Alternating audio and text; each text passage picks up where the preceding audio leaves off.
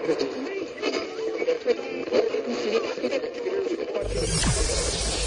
ready for unique, rare, and little-known treasures from the golden age of radio. You're listening to The Amazing World of Radio with Adam Graham. Welcome to The Amazing World of Radio. From Boise, Idaho, this is your host, Adam Graham. If you have a comment, email it to me, box13@greatdetectives.net.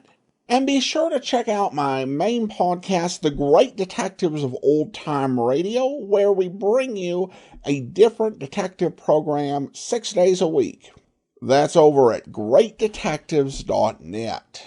Now our series of holiday specials continue, and today we're celebrating Lincoln's birthday. And we're going to do that with an episode of the Lux Radio Theater. Now, to be fair, this didn't air on Lincoln's birthday or around it, but it's Abe Lincoln in Illinois. It stars Raymond Massey. Let's go ahead and take a listen from April 22nd of 1940. Lux presents Hollywood.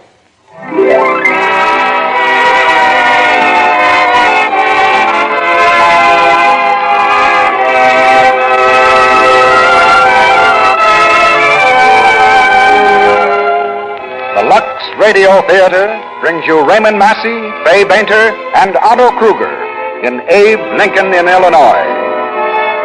Ladies and gentlemen, your producer, Mr. Cecil B. DeMille.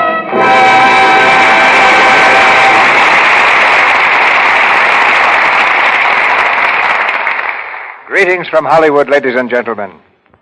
When I was a boy, there were thousands of people alive who had known Abraham Lincoln, had watched his inauguration, heard him speak at Gettysburg, and looked on as a train draped in mourning took him back to his beloved Illinois.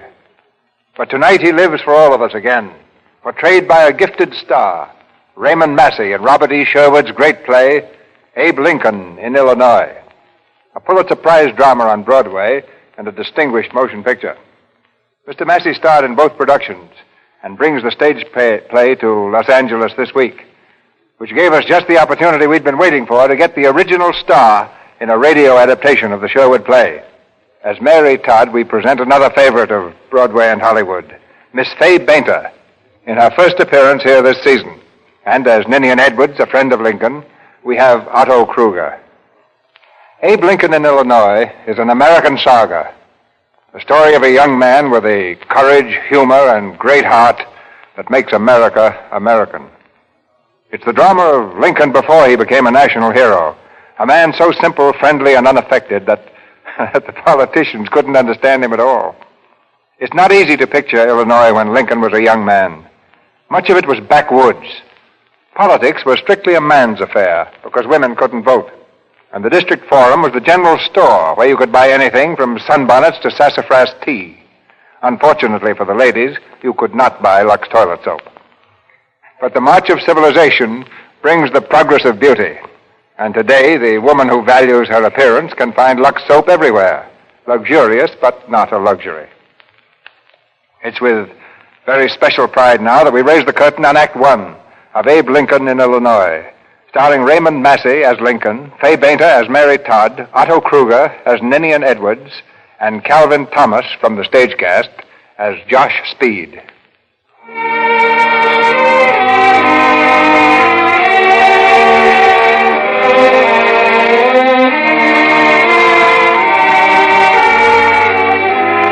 In the early 1830s, a lonely cabin stands on the prairie near New Salem, Illinois. Across its bare logs, the wind blows steadily, creeping through the chinks in the rough wall, fluttering the oil lamp swinging overhead. Sitting at a table piled high with books and papers is Mentor Graham, a sharp but patient schoolteacher. And across from him in the shadows, his pupil, a beardless, gaunt young backwoodsman in ragged clothes.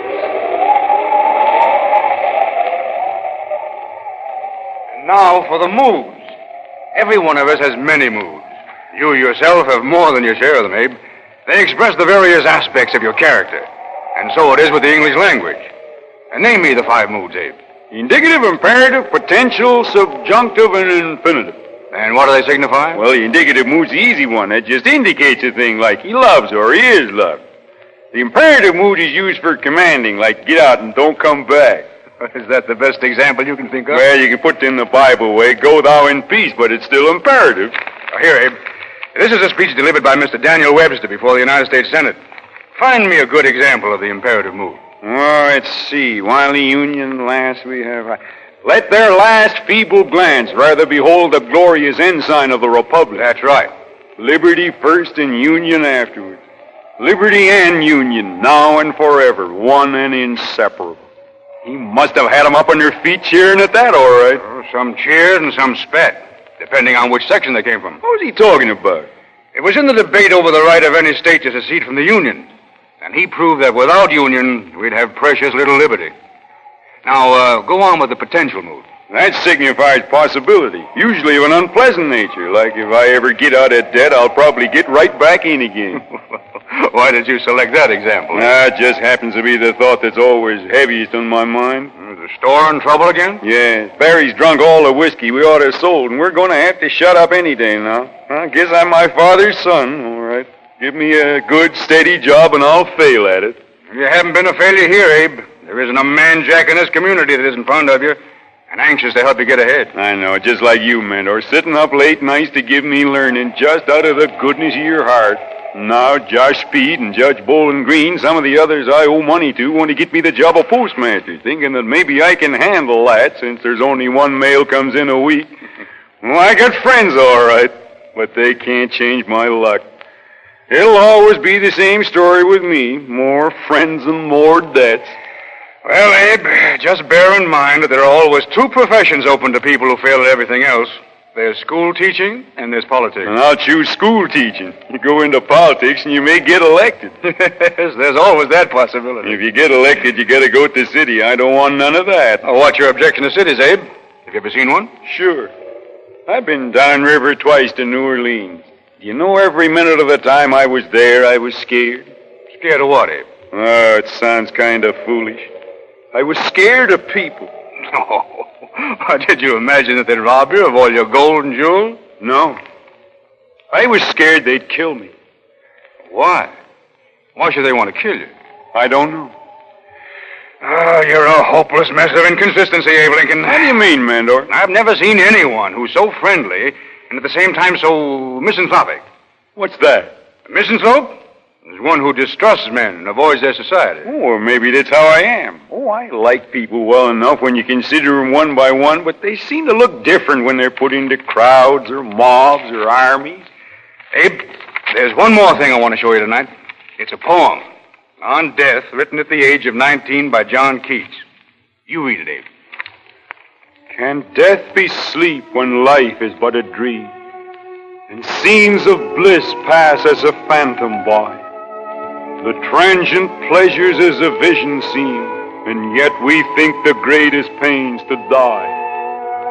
How strange it is that man on earth should roam, and lead a life of woe, but not forsake his rugged path, nor dare he view alone his future doom, which is but to awake. That sure is good, Manor. It's fine.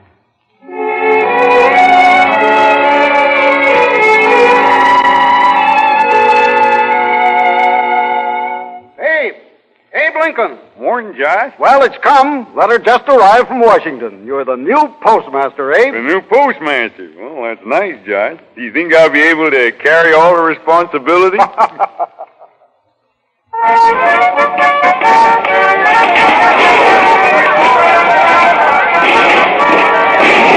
Well, Abe, it's a great port, eh?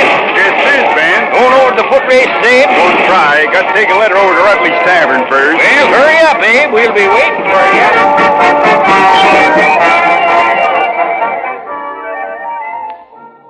Morning, Miss Ann. Oh, Abe. I'm glad you came, Abe. Got a letter here. A letter for me? Miss Ann Rutley, Rutley's Tavern. That's you, Miss Ann. Thank you, Abe.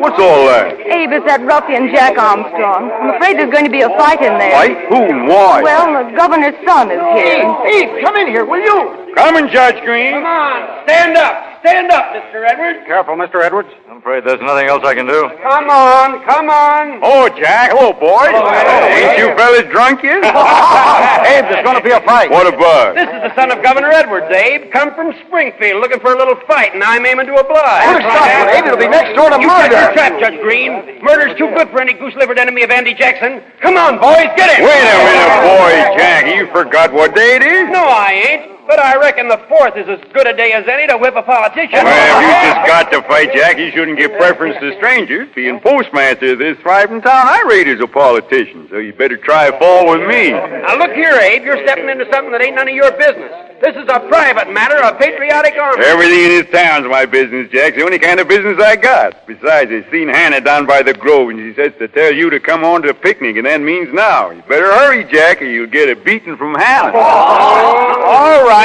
Abe Lincoln saved your hide, Mr. Edwards. I'll consent to calling off the fight just because he's a friend of mine. Because I'm the only one around here you can't lick. Oh. Go on, Jack. Hannah's waiting. All right, but it ain't because I'm afraid. Now, that's one thing. Well, congratulations, Ninian. I shouldn't have enjoyed taking you home to Mrs. Edwards after those boys had done with you. Well, I was aware of the certain consequences, Josh. I'm deeply in your debt, Mr. Lincoln. Oh, never mind any thanks, Mr. Edwards. Jack Armstrong talks big, but he means well. Won't you join us in a drink? No, thank you. Abe, sit down. We want to talk to you. Me? What about bowling? Abe, we brought Mr. Edwards here for the sole purpose of meeting you, and with his permission, I shall tell you why. Go right ahead, Josh. Abe, how would you like to run for the State Assembly? When? Now, for the election in the fall. Why? Mr. Lincoln, I've known you for only a few minutes, but that's long enough to make me agree with Josh Speed that you're precisely the type of man we want. The whole Whig organization will support your candidacy. This was all your idea, Josh? Oh, no, Abe. You're the people's choice. What do you think, Abe? Well, it's a comical notion, all right. Don't know as I can give an answer to it offhand, but my first hasty impression is I don't think much of it. Abe, what's the one thing you want most? You want to learn. Well, this will give you a chance to get at a good library, to associate with the finest lawyers in the state. Oh, I got a copy of Blackstone already. Found it in an old junk barrel.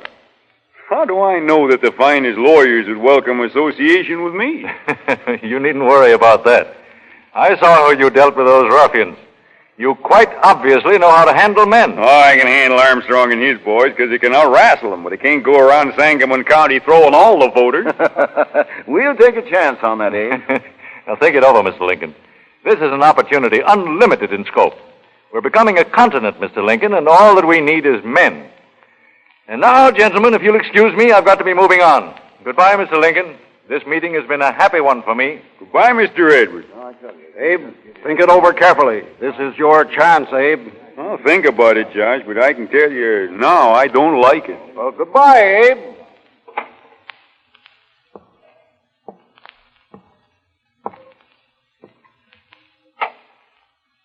Miss Ann, Yes? What is it, Abe? I just thought you might like to talk to me, Miss Ann. What about? That letter you got from New York State. What do you know about that letter? Well, I'm the postmaster. Guess I know more than ought to about people's private affairs. I couldn't help seeing that was the handwriting of Mr. McNeil, and I can't help seeing from the look on your face that the bad news you've been afraid of has come. Whatever the letter said, it's no concern of yours, Abe. I know that, Ann. But it appears to me that you've been crying, and it makes me sad to think that something could have hurt you. You're a Christian gentleman, Abe Lincoln. No, I ain't. I'm a plain, common sucker with a shirt tail so short I can't set on it. Well, sit down anyway, Abe. Here, by me. You're right about that letter, Abe. It's the first I've heard from him in months. And now he says he's delayed by family troubles and doesn't know when he'll be able to get to New Salem again. By which he probably means never. I wouldn't say that, Ann. I would. I reckon you think I'm a silly fool for ever having promised myself to Mr. McNeil. I think no such thing. I liked him myself and still do. He's a smart man and a handsome one, and I wouldn't blame any girl for loving him. I guess I don't love him, Abe. I guess I couldn't love anybody that was as faithless as that. Well, then, there's nothing to fret about. I don't believe you know much about females, Abe. Well, maybe I don't. I certainly spend enough time thinking about them. Well, you're You're a big man, and you can lick anybody, and you can't understand the feelings of somebody who is weak. But I'm a female, and I can't help thinking what they'll be saying about me. All the old gossips all over town. They'll make it out that he deserted me. I'm a rejected woman. They'll give me the sympathy to my face, but they'll snigger at me behind my back. Yes, that's just about what they would do. But would you let them disturb you? I told you. It's just weakness. It's just vanity. It's something you couldn't understand, Abe. Maybe I can understand it, Anne. I got a kind of vanity myself. It's nothing but vanity that's kept me from declaring my inclination toward you. Abe! See, I don't like to be sniggered at either. I know what I am. I know what I look like. I know I got nothing to offer any girl I'd be in love with. Are you saying that you're in love with me, Abe? Yes, I am saying that. I've been loving you for a long time with all my heart. You see, Anne, you're a particularly fine girl. You got sense and you got bravery. Those are two things I admire particularly. And you're powerful good to look at, too, so it's only natural I should have a great regard for you. But I don't mean to worry about it, Anne. Only mention it because if you do me the honor of keeping company with me for a while, it might shut the old gossips' mouths. They'd figure you'd chuck McNeil for someone else, even me. I thought I knew you pretty well, Abe, but I didn't. Why do you say that, Anne? Do you consider I was too forward in speaking out as I did? No, Abe. I've always thought a lot of you, the way I thought you were. The idea of love between you and me. Well, I can't say how I'd feel about that, because now you're like some other person that I'm meeting for the first time. But I can tell you this much, now and truthfully. If I ever do love you, I'll be happy about it. And lucky to be loving a good, decent man. I've always tried hard to believe what the orators tell us, that this is a land of equal opportunity for all. But I've never been able to credit it any more than I could agree that God made all men in his own image. But if I could win you, Anne, I'd be willing to disbelieve everything I've ever seen with my own eyes and have faith in everything wonderful that I'd ever read in poetry books. But I'm not asking you to say anything now, Anne. And I won't ask you until the day comes when I know I've got a right to. Abe, where are you going? I'm going to find Bowling Green and tell him a good joke. A joke? What about? I'm going to tell him that I'm a candidate for the Assembly of the State of Illinois. Well, there it is, Abe. You're elected. State Assembly. Well, I guess I'll have to do my best.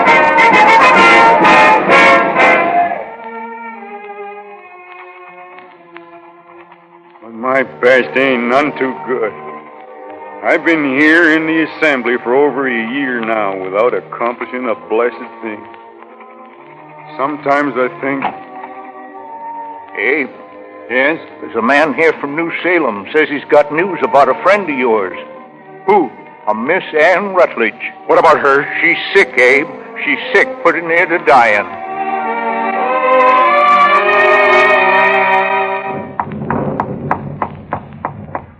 That must be Abe now.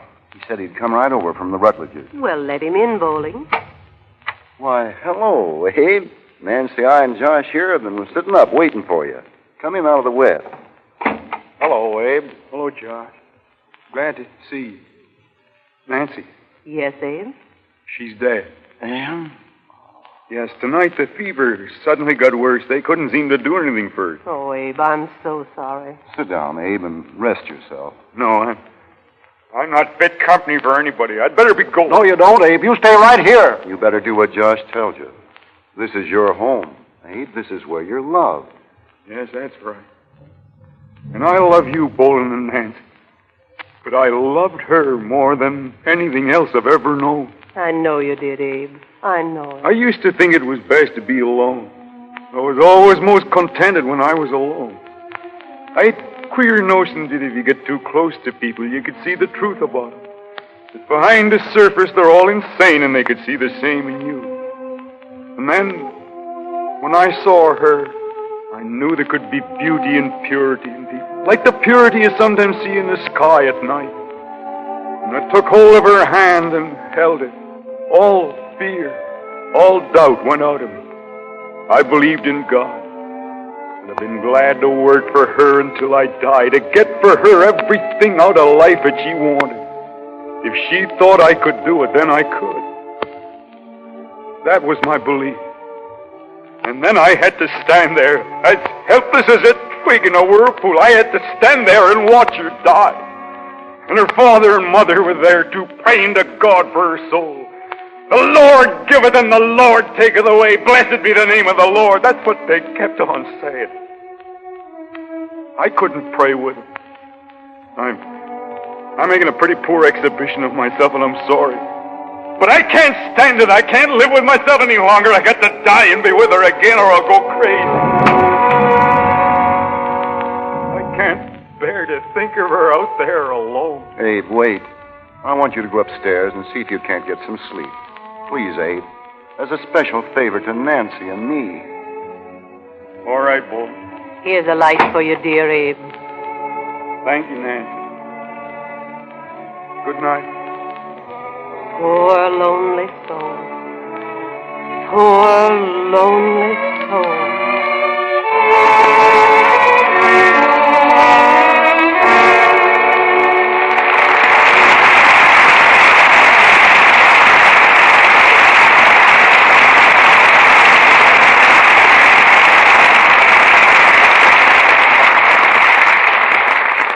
After a brief intermission, Mr. DeMille and our stars, Raymond Massey, Fay Bainter, and Otto Kruger, will bring you Act Two of Abe Lincoln in Illinois. For the next few moments, let's look in on a little home over on Vine Street, where a couple of very young ladies are talking over their first formal party. Oh, Julie, aren't evening parties simply super? I mean, aren't they wonderful? Oh, gosh, I hope we go to millions more. These long dresses make you feel practically 18, don't they? Oh, Julie, you know what Joe Billings said? First he said I looked okay, and then he said, I mean you look swell. Doesn't Joe make you think of Tyrone Power, kind of? And isn't it divine? You and I both danced every dance. Oh, gosh, Mother will be upstairs soon. We better be getting ready for bed. Let's make a dive for the bathroom. Here's a brand new cake of Lux soap for you. Why, Julie Davis, you mean you're not going to bother about your complexion? Well, it's a good thing Mother can't hear you. She'd practically die. Why, she thinks it's just reckless of a girl not to take good care of her skin, no matter how young she is. So I always use Lux soap like she does. You've got to admit, Julie, my mother has a complexion that's simply super. Betty is only 15, but already she knows a real beauty secret. Betty has a wise mother, a mother who gives her own complexion regular active lather care and sees to it that her young daughter does, too. She knows that even the youngest complexion needs the protection that Lux toilet soap gives, because its active lather does a thorough job, gently carries away every trace of dust and dirt. And there are millions of mothers like Betty's mother. That's one reason why Lux toilet soap is so very popular the country over. It's a fact that it's as fine a soap as money can buy. Lux toilet soap is really pure, and is laboratory tested for mildness. Complexions that are world famous get Lux toilet soap care. This luxurious white soap is the choice of 9 out of 10 screen stars. So why not make it your regular complexion care, too? Get 3 cakes of Lux toilet soap tomorrow. And let this fragrant soap with active lather give your skin the gentle, protecting care it needs to stay smooth and lovely. Now, our producer, Mr. DeMille. Act Two of Abe Lincoln in Illinois. Starring Raymond Massey as Lincoln, Fay Bainter as Mary Todd, Otto Kruger as Ninian Edwards, and Calvin Thomas as Josh Speed.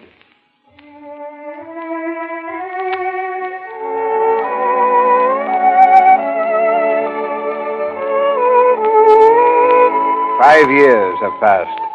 Abe Lincoln is still a young man, but he looks more than his 31 years, for his youth was buried with Anne Rutledge. His term in the assembly over, Abe has taken up law practice in Springfield. He's returning now from a trip as Billy Herndon, the junior member of the firm, greets him at the door. I do, Mr. Lincoln. Glad to see you back. How was it on the circuit, Mr. Lincoln? Oh, by the usual. Did you have occasion to make any political speeches? Oh, they got me up in the stump a couple of times. Ran into Stephen Douglas. He was out campaigning, of course, and we had some argument in public. That's good. What issues did you and Mr. Douglas discuss? No, don't get excited, Billy. We weren't taking it serious. There was no bloodshed. Well, what's the news here? Well, this letter, they want you to speak at an abolitionist rally next Thursday evening.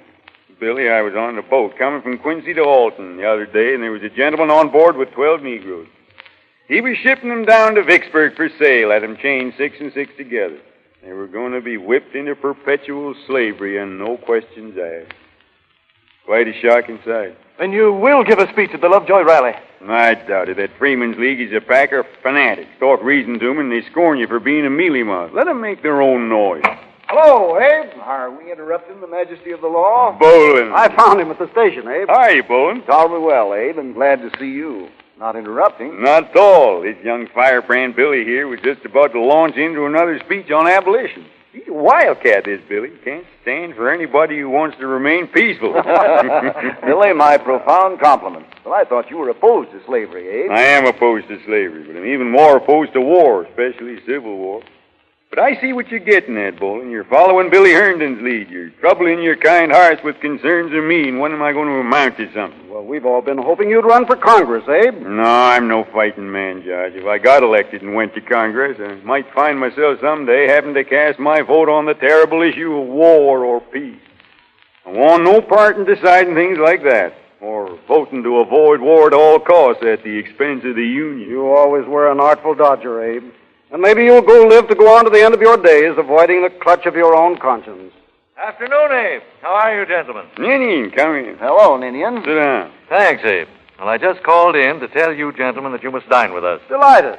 We're proudly exhibiting my sister-in-law, Miss Mary Todd, who has just come from Kentucky to grace our home.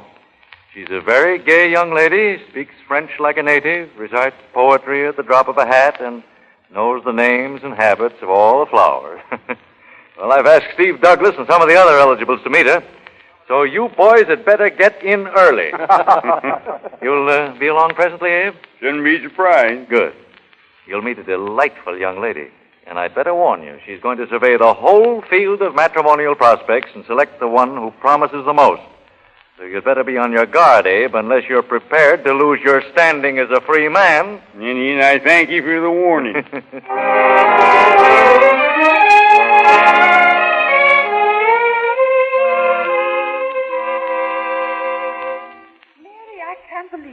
Can't believe what, dear? Mary, I am your sister, and I want the truth. Now, you have known Abraham Lincoln for 6 months.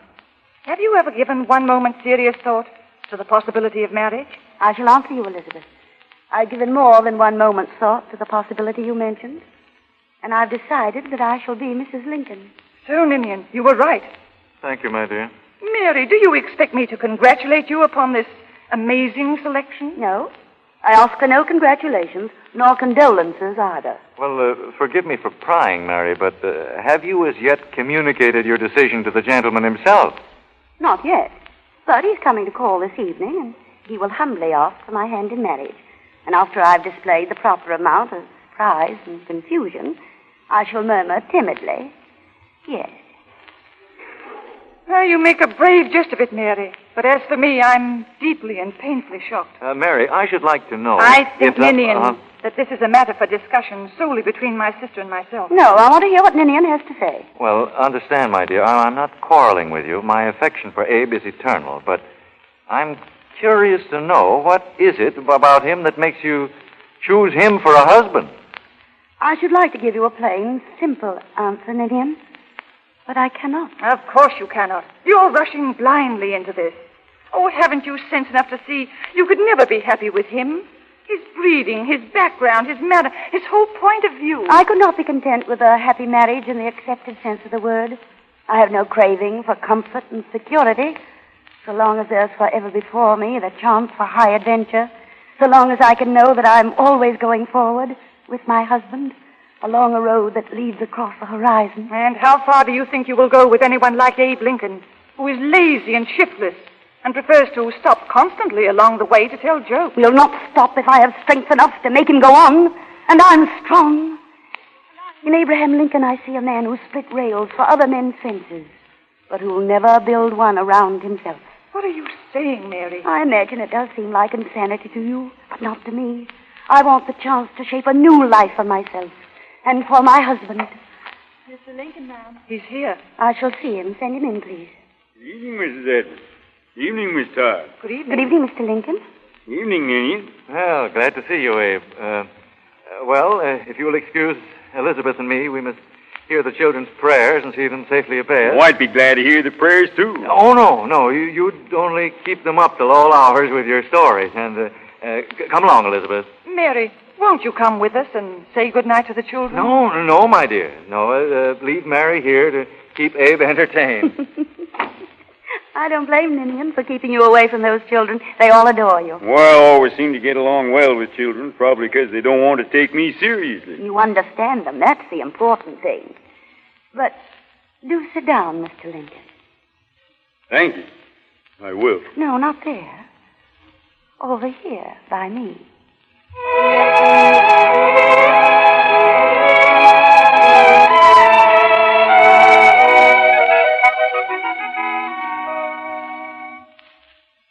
Josh, have you finished the letter? Yes. Do you think it's all right? No, Abe, I don't. I think the sending of this letter to Mary Todd would be a most grave mistake. Do I understand that you will not deliver it for me? No, Abe, I won't. Then someone else will. Yes, you can give it to the minister this afternoon to hand to the bride when she arrives for the ceremony. But I hope, Abe, you won't send it until you're feeling a little calmer in your mind. How can I ever be calm in my mind until this thing is settled and out of the way once and for all? Have you got eyes in your head, Josh? Can't you see that I'm desperate? I've got to get out of this marriage. I can't go through with it. I've got to have my release. Hello, Abe. Hello, Nene. Good morning, Josh. You helping to keep the bridegroom quiet on his wedding day? Best I can, Ninian. Well, I can promise you, Abe, it'll be quite painless. Elizabeth and I have arranged for a bang-up wedding dinner. Good morning, Mr. Edwards. Good morning, Billy. Abe, I've only got a moment, and this is the last chance I'll have to speak to you before the ceremony. Well, the fact that the bride is my sister-in-law gives me a little added responsibility in wishing to promote the success of this marriage. And a success it will be, Abe, if only you'll bear in mind one thing. You must keep a tight rein on her ambition. My wife tells me that even as a child, Mary had delusions of grandeur. She predicted to one and all that the man she would marry would be President of the United States. Well, I urge you to beware, Abe. Don't let her talk you into any gallant crusades or wild goose chases. You let her learn to be satisfied with the estate to which God hath brought her, with which I shall conclude my prenuptial sermon. Well, I have to see you all at the house at 5 o'clock, and I want you gentlemen to make sure that Abe Lincoln is looking his prettiest. Goodbye, Ninian. Well, Abe, you'd better go along home. That's right. You'll be late for the wedding, Mr. Lincoln. There's not going to be a wedding. Billy, I have a letter that I want you to deliver to Miss Todd. What letter? Give to him, John. No, Abe, this letter will never be delivered. Josh, you got no right to tear that up. You got no right. I know I haven't, but it's done. Billy, in that letter, Mr. Lincoln asked Miss Todd for his release. He told her that he'd made a mistake and couldn't go through with the marriage, which could only lead to endless pain and misery for them both. That isn't the truth. What is? I'm not disputing the truth of it, Abe. I'm only asking you to tell her so to her face in the manner of a man. It'd be a more cruel way. It would hurt her more deeply. I'd have to tell her that I have hatred for her infernal ambition. That I don't want to be ridden and driven onward and upward through life with her whip lashing me and her spurs digging into me. If her poor little soul craves importance in life, then let her marry Stephen Douglas. He's ambitious, too. I want only to be left alone. Mr. Lincoln, I doubt if may I say something? What is it, Billy? Well, it's just this. Mr. Lincoln, you're not abandoning Miss Mary Todd. No, you're only using her as a living sacrifice in the hope that you'll gain forgiveness of the gods for your failure to do your own great duty. Yes, my own great duty. Everyone feels called upon to remind me of it, but no one can tell me what it is. Well, I can tell you. I can tell you what's the duty of every man who calls himself an American. It's to perpetuate those truths which were once held to be self-evident. That all men are created equal. That they're endowed with certain inalienable rights. That among these are the right to life, liberty, and the pursuit of happiness. Are those rights denied to me? Could you ever enjoy them while your mind is full of the awful knowledge that 2 million of your fellow beings in this country are slaves? Can you take any satisfaction from looking at that flag above your desk when you know that 10 of its stars represent states which are willing to destroy the Union? That's your flag, Mr. Lincoln, and you're proud of it. But what are you doing to save it from being ripped into shreds? I'm minding my own business. That's what I'm doing. And there'd be no threat to the Union if others would do the same. And as for slavery, I'm sick and tired of all this righteous talk about it. When you know more about the law, you'll know that those property rights you mentioned are guaranteed under the Constitution. And if the Union can't stand on the Constitution, then let it fall. Abe, where are you going? I'll go up now and I'll talk to Mary. Tell her I can never marry her. Then I'm going away. Where, Abe? I don't know. You're quitting, Mr. Lincoln. As surely as there's a God in heaven, he knows that you're running away from your obligations to him, and to your fellow men, and to your own immortal soul. Billy, leave him alone. He's a sick man.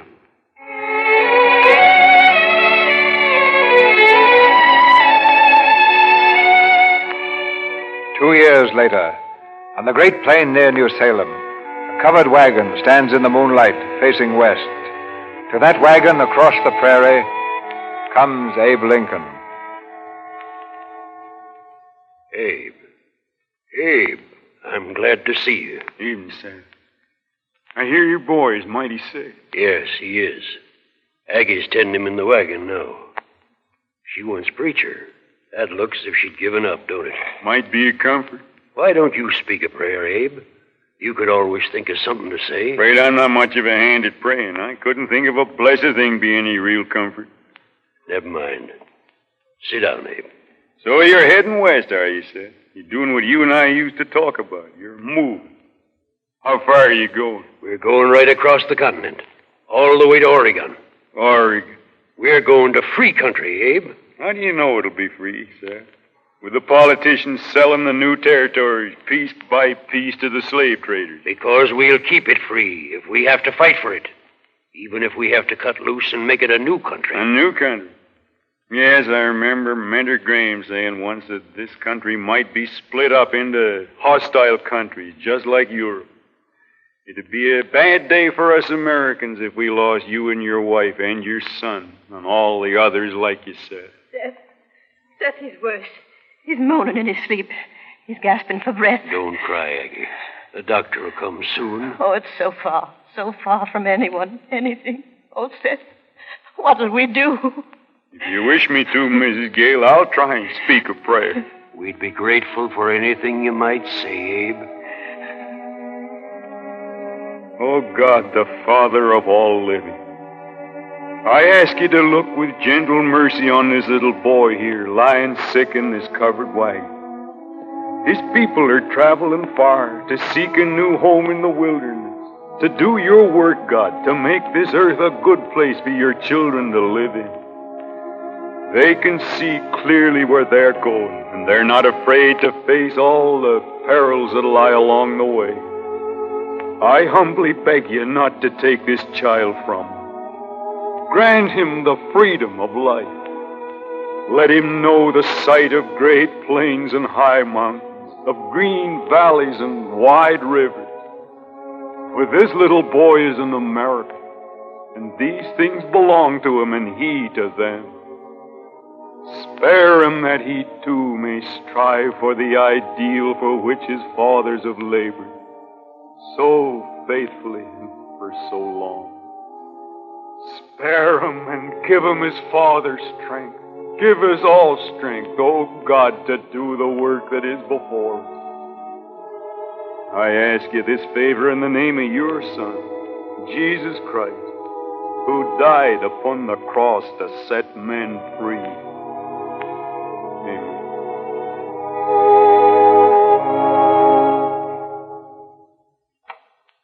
Miss Todd? Yes? Mr. Lincoln is here. Mr. Lincoln? Will you see him, Miss Todd? Yes.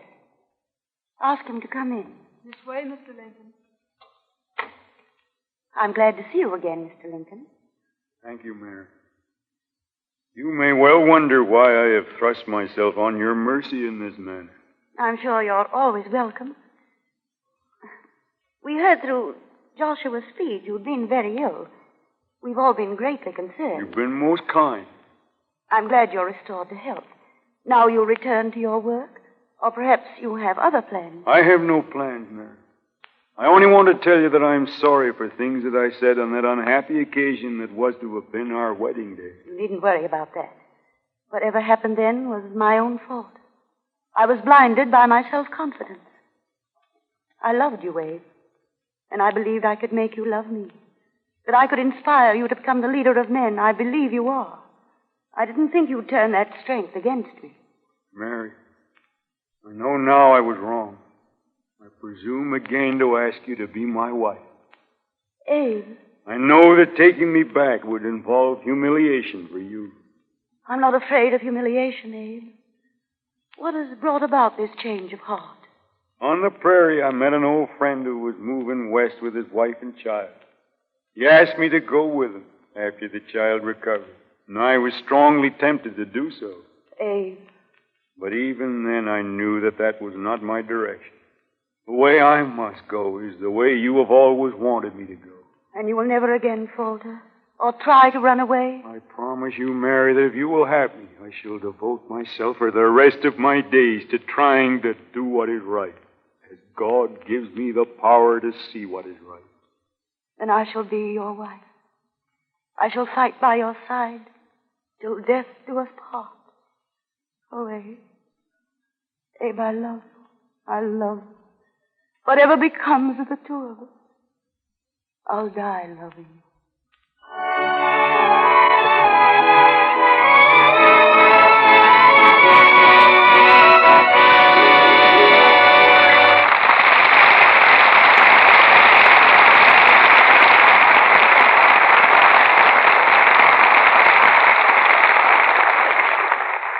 The curtain falls on the second act. Before Mr. DeMille brings you Act 3 of Abe Lincoln in Illinois, with Raymond Massey, Fay Bainter, and Otto Kruger, I'd like to ask Sally here a question.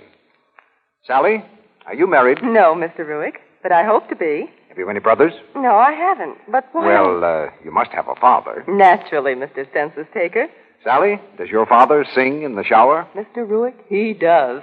Well, Sally, tell your father that 3 professors of the University of Southern California approve of it. They say that under a shower, your voice sounds better because hard walls and water around you reflect the sound, and so the voice sounds resonant and full. They say the water striking your body gives you pep. I'll bet many a man is glad to have a sort of official excuse for singing in the shower. Well, my father has an excuse, if he needs one. You know what it is, too. Certainly, the walls reflect sound and... Mr. Ruick, my father sings in the shower because he has Lux toilet soap to use. And that's something worth singing about because it lathers so smoothly and richly and does such a thorough job of cleansing so quickly. Makes you feel good all over. That's why my dad sings, Mr. Ruick, and he has a swell baritone at that. I'll bet he has, Sally. You're right. The smooth, rich, active lather Lux toilet soap gives inspires many a bathtub baritone. Men like that grand, luxurious soap that lathers so quickly. It carries away perspiration, every trace of dust and dirt, pronto. Does a real job of cleansing the pores. Yes, a Lux toilet soap active lather bath leaves a man feeling like a million. So, here's a way to make the menfolk in your family happy. Get a generous supply of Lux toilet soap tomorrow. You can buy a dozen cakes for very little, you know. Make this fine white soap that you use the family bath soap, too. We pause now for station identification. This is the Columbia Broadcasting System.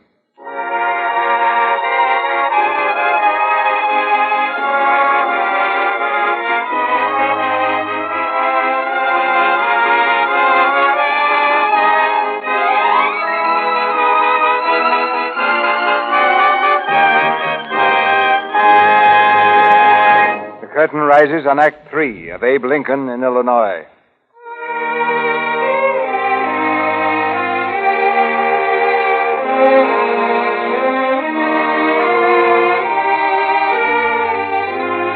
In the years that followed his marriage, Abe Lincoln walked the path that Mary Todd had dreamed of, climbed step by step, until at last in a series of debates with Stephen A. Douglas, he emerged into national prominence, the champion of liberty and union. There can be no distinction in the definition of liberty as between one section and another, one race and another, one class and another. A house divided against itself cannot stand. This government cannot endure permanently. Half slave, half free.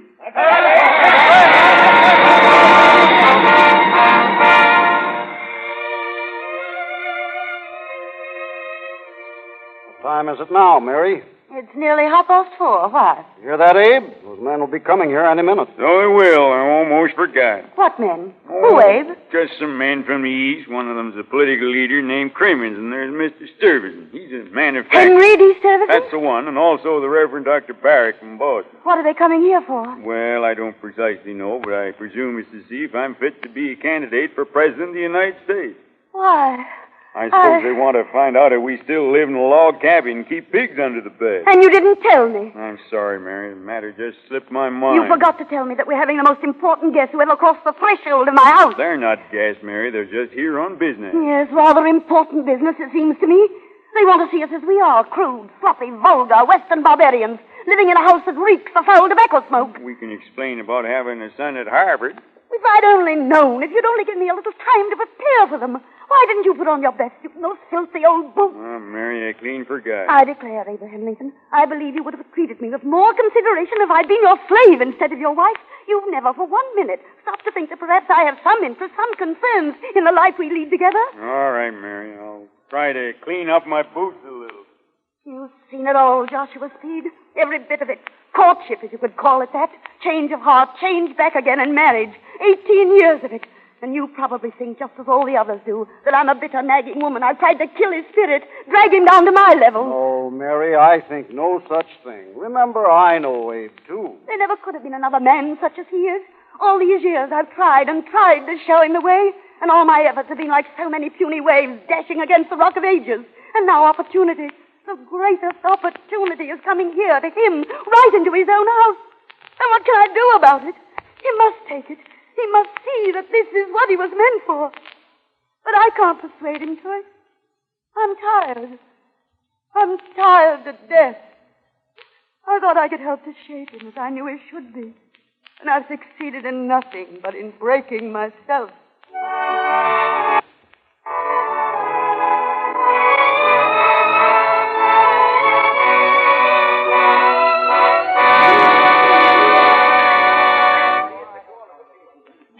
Gentlemen. Mr. Lincoln, you'll forgive us, I'm sure, if we come directly to the point. Yes, sir. I understand that you wish to inspect the prairie politician in his native lair, and here I am. Mr. Lincoln, it is no secret that we are desperately in need of a candidate. One who is sound, conservative, safe, and clever enough to skate over the thin ice of the forthcoming campaign. Your friends believe that you are the man. Well, Mr. Stuyvesant, I can only tell you that when I was first considered for political office, that was in New Salem 25 years ago, I assured my sponsors of my conservatism. I have subsequently proved it by never progressing anywhere. Then you agree that you are the man we want? I'm afraid I can't go quite that far in self-esteem, Dr. Barrett. Please understand that this is not an inquisition. We merely wish to know you better, to gain a clearer idea of your theories on economics, religion, national affairs in general. To begin with, in one of your memorable debates with Senator Douglas, your opponent indulged in some of his usual demagoguery about industrial conditions in the North. And you replied shrewdly that... Yes, I remember the occasion. I replied that I was thankful that laborers in free states have the right to strike, violently if need be, against authority that is unjust or oppressive. The Boston Tea Party was a kind of strike. So was the Revolution itself. All perfectly true. But the days of anarchy are over. To put it bluntly, would you, if elected, place the interests of labor above those of capital? I cannot answer that bluntly or any other way because I cannot tell what I should do if elected. But we of New England are most anxious to know whether you admit one authority to whom devotion is unquestioned. I presume you refer to the Almighty. I do. I think there can be no doubt as to my submission to His will. I'm afraid there is a great deal of doubt as to your devotion to His church. I realize that, Doctor. They say I'm an atheist because I've always refused to become a church member. What have been the grounds of your refusal? My own form of worship is obedience to the Savior's own statement of law and gospel. Thou shalt love the Lord thy God with all thy heart, and with all thy soul, and with all thy mind. And thou shalt love thy neighbor as thyself. Close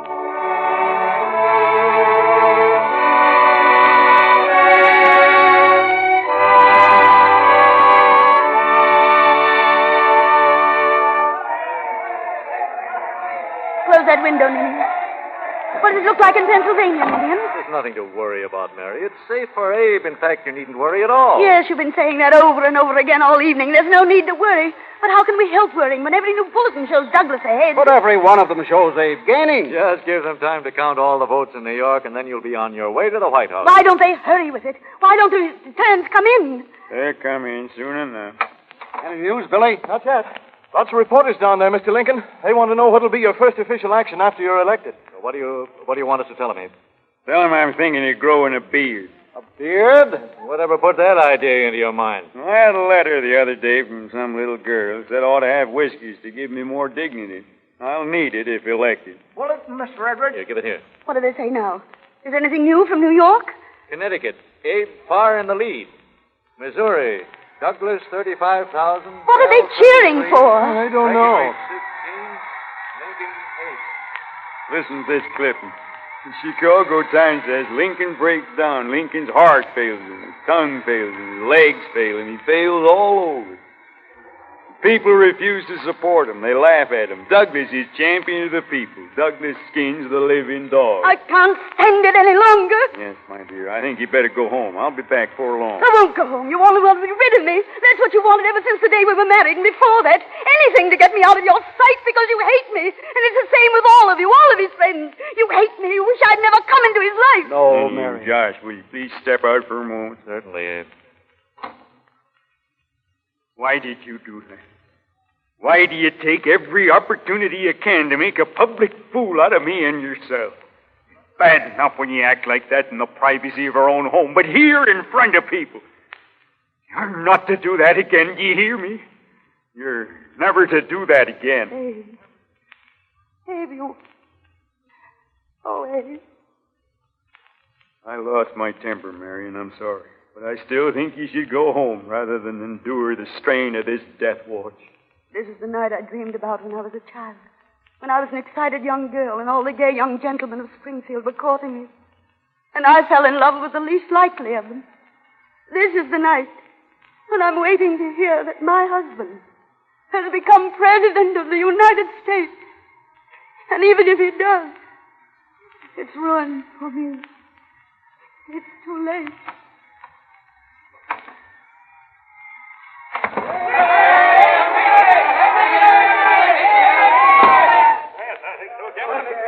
Mr. Lincoln, there's a bulletin from New York. Douglas, 183,000. Lincoln, 181,000. Look out, Abe. You're catching up. Congratulations, Mr. Lincoln. The next bulletin from New York will show you in the lead. We've fought the good fight and we've won. Seems to me the battle is just beginning, Mr. Sturby. Down in South Carolina, they raised 10,000 volunteers. They're arming them. The governor has issued a proclamation that if I'm elected, South Carolina will secede tomorrow. And every other state south of the Dixon line will secede with it. Can you see what that means? It means war. Civil war. Here it is. Lincoln is elected. Honest Abe is our next president.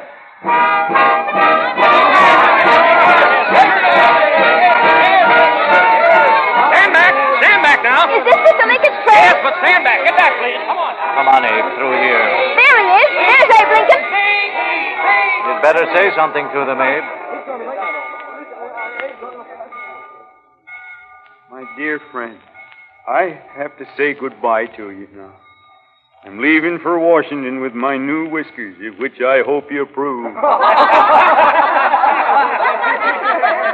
No one not in my situation can appreciate my feelings of sadness at this party. To this place and the kindness of you people, I owe everything. I have lived here for a quarter of a century, and passed from a young to an old man. Here my children have been born, and one is buried. I now leave, not knowing when or whether ever I may return. I am called upon to assume the presidency at a moment when 11 of our sovereign states have announced their intention to secede from the Union. Threats of war increase in fierceness. from day to day. It is a grave duty which I now face. In preparing for it, I have tried to inquire what great principle or ideal it is that has kept this union so long together. And I believe that it was not the mere matter of separation of the colonies from the motherland, but that sentiment in the Declaration of Independence which gave liberty to the people of this country and hope to all the world. That sentiment was the fulfillment of an ancient dream which men have held through all time. A dream that one day they might shake off their chains and find freedom in the brotherhood of life. We gained democracy. Now there is doubt whether it is fit to survive. Perhaps we have come to the dreadful day of awakening. The dream is ended. If so, I am afraid it must be ended forever. I cannot believe that ever again will men have the opportunity that we have had. Perhaps we should concede that and admit that our ideals of liberty and equality are decadent and doomed. I have heard of an Eastern monarch who once charged his wise men to invent him a sentence which should be true and appropriate at all times and situations. They presented him with the word, "And this too shall pass away." That's a comforting thought in times of affliction. And this too shall pass away. Yet, let us believe that it is not true. Let us live to prove that we can cultivate the natural world around us and the intellectual and moral world within it, so that we may secure an individual, social, and political prosperity, whose course shall be forward, and which, while this earth endures, shall not pass away. I commend you to the care of the Almighty, as I hope in your prayers you may remember me. Goodbye, my friends and neighbors.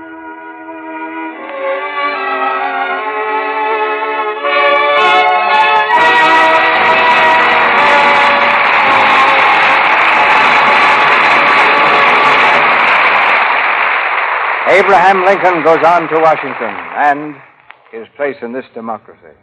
Now Raymond Massey is returning to the microphone with Fay Bainter for a curtain call. I'd like to join an audience from coast to coast in saluting Raymond Massey's fine performance as Abraham Lincoln. Thank you, Fay. You've given us all so many very great moments in the theater that, well, I appreciate that more than I can say. After playing the part 600 or 700 times, Mr. Massey, it's evident that you still like to do it. I wanted to play Mr. Lincoln for about 20 years. When I was a boy, there was a friend of my father's who had talked to Mr. Lincoln, and he told me many stories about him over and over again. It always made him seem much more to me than just a picture in a history textbook. And I think in times like these, his story and himself has a new meaning not only for America, but for the whole world. Ever since I became an actor, I've been hoping that someone would write a play like Abe Lincoln in Illinois. Very fortunately, my old friend Robert Sherwood did so I had an inside track on the part. Just now, I'd like to say that I've enjoyed my first appearance in the Lux Radio Theater, and I hope very much it won't be the last. We'll guarantee that with one hand and shake a warning finger at Fay Bainter with the other. A warning that our next vacation from this microphone is going to be very short. Well, Mr. Mill, that's more than all right with me. Matter of fact, the product behind this radio theater is a regular part of my household. Lux Soap has been my complexion care for years, whether I've been working in Hollywood or working in the flower garden on my farm in New York State. To put it in a few words, I like it. I think you'll like our bill for next Monday night, too, Fay. What is it, Mrs. Mill? Well, next week, we're going to have Barbara Stanwyck and Robert Taylor in one of the world's great love stories, Smiling Through. The drama of a man and woman meant for each other, but kept apart by a strange secret hanging over them from the past. The play was a Broadway and motion picture success, and we predict that Smiling Through will score again next Monday night with Robert Taylor and Barbara Stanwyck. I remember the stage production, Mr. DeMille. It's a grand show. Good night. Good night. Good night. You've made history of your own tonight.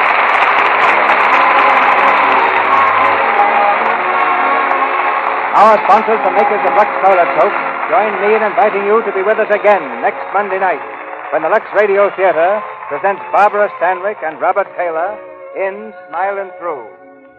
This is Cecil B. DeMille saying good night to you from Hollywood. Heard in tonight's play were Ted Bliss as Billy Herndon, Doreen Tuttle as Anne Rutledge, Cy Kendall as Jefferson, Warren Ash as Mentor Graham, Forrest Taylor as Judge Bowling Green, Claire Videra as Elizabeth Edwards, Earl Ross as Jack Armstrong, Lou Merrill as Ben, Verna Felton as Nancy, and Harry Humphrey and Marcella Powers. Now, an important announcement. As you know, many localities switch to daylight saving time next Sunday. If your community is one of those changing to daylight saving time, you will hear this program at the usual hour. If your community remains on standard time, tune in 1 hour earlier. Check your newspaper or radio magazine for the correct time. Faye Bainter will soon be seen in the picture Our Town.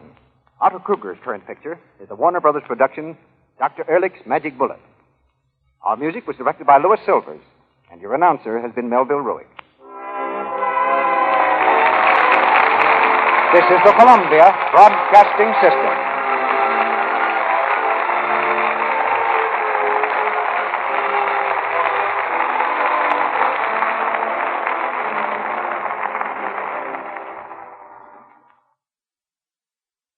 Welcome back. Wow. I have to admit that it took me a little bit to get into Raymond Massey's performance.